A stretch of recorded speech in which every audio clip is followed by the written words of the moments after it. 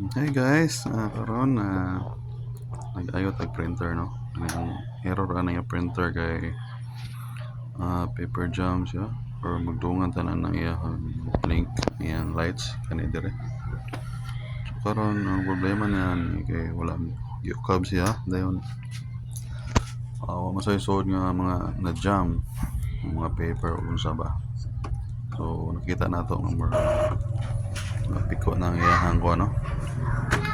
Ang iyang so kani siya no, murag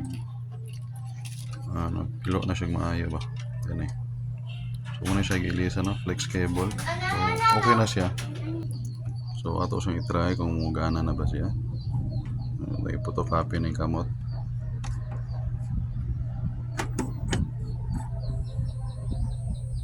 So na siya. So more okay na gani siya no. Kasi mga kortatan eh.